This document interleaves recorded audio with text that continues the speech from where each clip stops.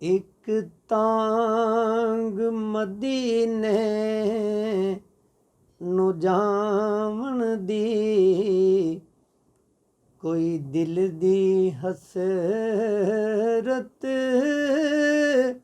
اور نہیں، بس سونیا تیری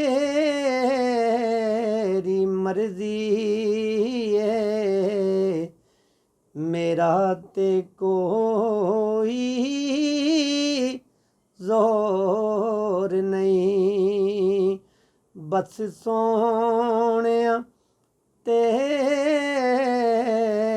مرضی ہے، میرا تے کوئی زور نہیں، تیرے نام دے تذکرے فرشاں تے، تیرے حسن دے چرچے عرشاں تے، کوئی تھاں نہیں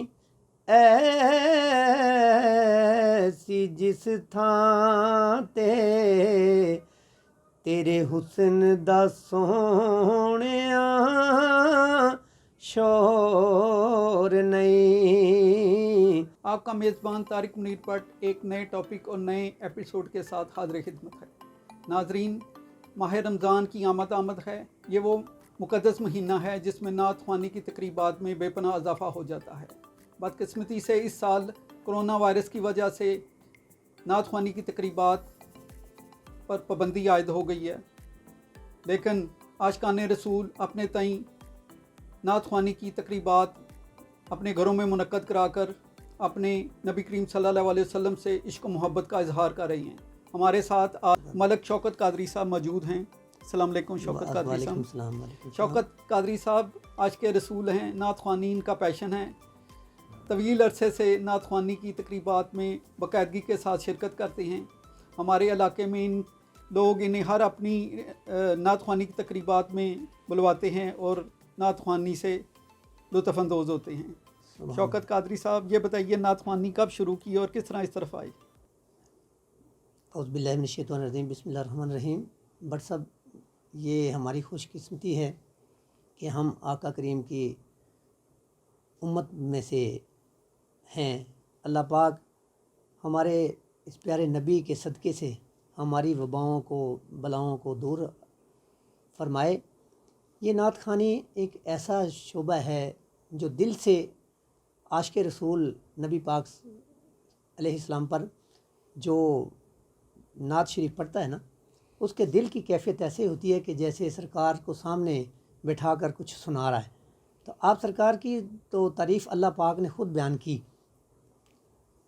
قرآن پاک میں بھی اللہ پاک فرماتا ہے کہ میرے حضور پر، میرے نبی پر درود و سلام پڑھا کرے۔ بھیجو۔ تو مجھے تو اللہ پاک نے اس نعمت سے نوازا، تقریباً 4-5 سال، تقریباً 6 سال ہو چکے ہیں تو نعت خوانی کے شعبے میں داخل ہوئے۔ اللہ پاک نے ایسے عزتوں سے نوازا آپ سرکار کی نسبت سے کہ میں تو اس کا شکر ادا کر ہی نہیں سکتا کہ جتنا بے پناہ اللہ پاک نے مجھے عزت دی۔ اللہ پاک نے آپ کو شروع میں خوش گلو اچھا گلا تو دیا ہوا تھا، آپ گلوکاری بھی کرتے تھے، لیکن یہ یکدم ایک طرف نعت خوانی کی طرف کیسے آ گئے؟ بس وہ سرکار کے روزے پر جب حاضری کے لیے گئے نا، تو دل میں ایک ایسے پھول سا کھلا کہ کیوں نہ یہ گلوکاری کو چھوڑ کے ہم سرکار کی تعریف بیان کریں۔ تو اس لیے اب اللہ پاک کا شکر ہے کہ سرکار کی نعتیں پڑھتے ہیں اور دل کو سکون ملتا ہے۔ وہ کون سا نعت خواں تھا جسے سن کے آپ نعت خوانی آپ متحرک ہوئے، متاثر ہوئے اور اس طرف آ گئے؟ وہ اعظم چشتی رحمۃ اللہ علیہ کا کلام تھا، ایسا کوئی محبوب نہ تھوڑا سا ہوگا سنائیے ہمیں نہ کہیں ہے۔ وہ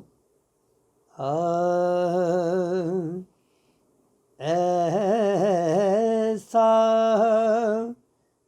کوئی محبوب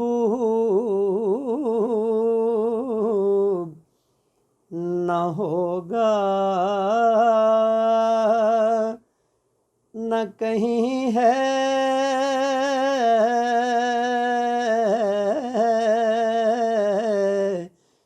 کہ بیٹھا ہے چٹائی پہ مگر عرش نشیں ہے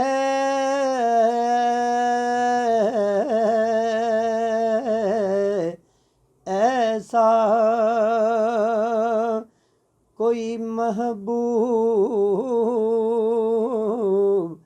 نہ ہوگا نہ کہیں ہے۔ شوکت قادری صاحب، ہر نعت خواں کہتا ہے کہ وہ نبی کریم صلی اللہ علیہ وسلم کے روزے کو مد نظر رکھ کے وہ سما باندھ کے نعت خوانی کرتا ہے، تو جی جی آپ کوئی خاص تاثر پیدا کر کے آپ نے، میرا مطلب ہے کہ جب آپ نعت شروع کرتے ہیں تو وہ تصور باندھتے ہیں آپ؟ جی جی جی جی سرکار کے روزے کا تصور باندھ کے تو پھر ہی نعت خوانی بندہ کر سکتا ہے، ورنہ نہیں کر سکتا۔ ہمارا تو ایمان ہے کہ جو سرکار کے روزے کو سامنے رکھ کے نعت پڑھتا ہے تو اس کی تو کیفیت کچھ اور ہوتی ہے۔ جو یہ جو دنیا کو دکھاوا کرتے ہیں نا، وہ نہیں ہونا چاہیے۔ اللہ پاک ان سب نعت خوانوں کو توفیق عطا فرمائے کہ آپ سرکار کے روزے کو سامنے رکھ کے نعت شریف پڑھیں، تو اللہ پاک۔ نعت خوانی ایک باقاعدہ ایک فن ہے، آپ نے یہ فن کسی سے سیکھا یا بس آپ اللہ پاک کی عنایت سمجھتے ہیں کہ یہ خود ہی شروع سلسلہ اللہ کر دیا؟ پاک کی عنایت ہے، تو ایک وہ اصلاح لیتے ہیں، مطلب اصلاح لیتے ہیں۔ میرے استاد گرامی محمد اسلم ظہوری صاحب تھے، وہ ادھر ہیں۔ جب کبھی یہ محمد علی ظہوری صاحب کے، محمد علی ظہوری صاحب کے وہ بھتیجے ہیں، تو وہ ہمارے استاد محترم ہیں۔ وہ جب کہیں ہمارے پاس تشریف لے کر آتے ہیں تو ہمیں کچھ نہ کچھ وہ بتاتے ہیں۔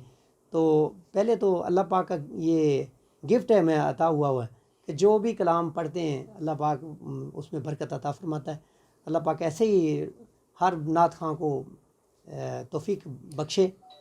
یہ نعت خوانی کے لیے کلام کا باقاعدہ پہلے انتخاب کرنا پڑتا ہے، آپ بھی کوئی ایسا مطلب نعت پڑھنے سے پہلے کلام کا انتخاب کرتے ہیں؟ نہیں ایسے نہیں، ہم نے کبھی کلام کا انتخاب نہیں کیا۔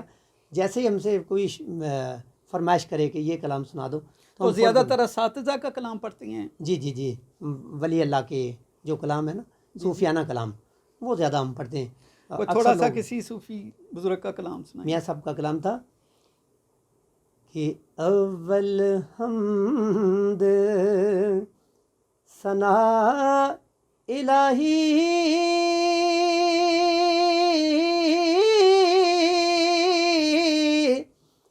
اے جو مالک ہر دا اس دا نام چتارن والا، او کسے میدان نہیں ہر دا اس دا نام چتارن والا، او کسے میدان نہیں ہر دا۔ شوکت قادری صاحب، آج کل نعت خوانی صرف ایک فن نہیں بلکہ یہ ایک کاروبار بھی بن گیا ہے۔ جی ہر نعت خواں بھاری معاوضے پر نعت کے لیے بک ہوتا ہے، تو آپ کو بھی ایسی کوئی پیشکشیں آتی ہیں؟ آپ بھی کہیں؟ نہیں ہمیں کوئی پیشکش نہیں، نہ ہی ہم نے کبھی قبول کی۔ لوگ کہتے ہیں کہ آؤ بھائی وہاں چلتے ہیں، تم کو اتنے پیسے دیں گے، اتنے میں نہیں، ہم فی سبیل اللہ پڑھتے ہیں۔ تو جو وہاں سے جو ویسے سرکار کے دیوانے جو خدمت کرتے ہیں نا، وہ ہمیں وہ دے دیتے ہیں، ہم ان سے خوش ہوتے ہیں کہ یہ سرکار کا صدقہ ہے، اور نہیں ہے، میں معاوضہ نہیں لیتے ہیں کسی سے۔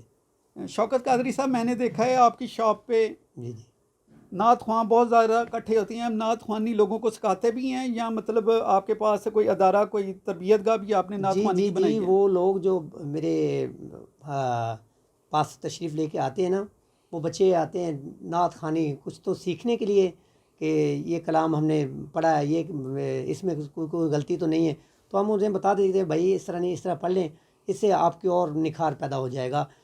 اچھے شناخواں میرے پاس تشریف لے کے آتے ہیں، اللہ پاک ان کی آواز میں اور برکت عطا فرمائے، اور وہ ایسے جیسے ایک درس گائی ہے ہمارے طرف. تو شوکت قادری صاحب، ماضی میں نعت خوانی عشق رسول اسی طرف مد نظر رکھ کر پڑھی جاتی تھی، آج نعت خوانی میں یہ گانوں کا انداز بھی شامل ہو گیا ہے. جی جی جی آپ کیا سمجھتے ہیں، یہ ٹھیک ہے، یہ اچھا ہے؟ اور پھر نعت خوانی میں کئی گلوکار موسیقی کی بھی ساتھ مدد لیتی ہیں، جی تو جی. یہ اچھا، آپ اسے جائز سمجھتے ہیں؟ نہیں، یہ جو موسیقی کا انداز ہے نا جی، یہ نہیں ہونا چاہیے، کیونکہ اس میں کچھ لوگوں کو سمجھ نہیں آتی.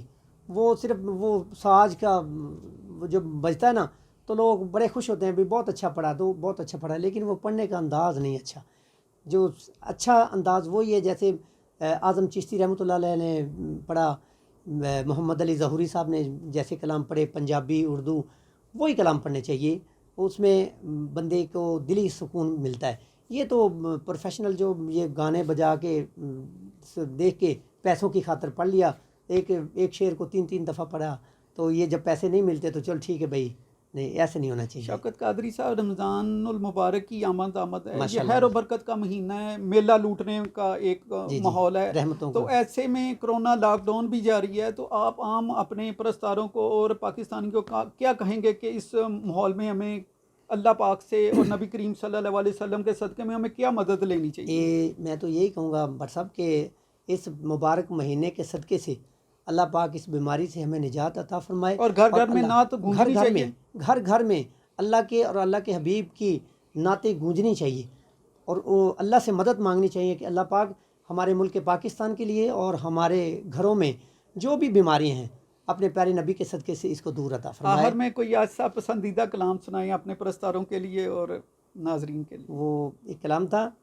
کہ کرم مانگتا ہوں، عطا مانگتا ہوں، الہی میں تجھ سے دعا مانگتا ہوں، کرم مانگتا ہوں، عطا مانگتا ہوں، الہی میں تجھ سے دعا مانگتا ہوں.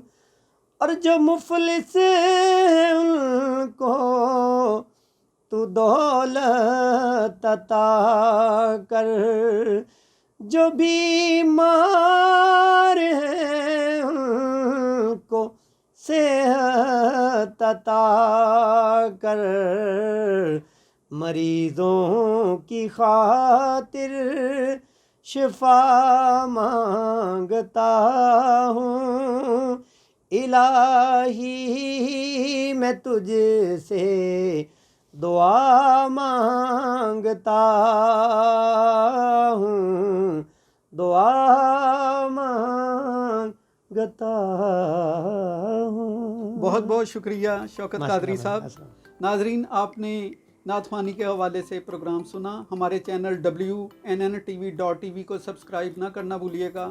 آئندہ ایپیسوڈ کے ساتھ پھر حاضر ہوں گے. بہت بہت شکریہ.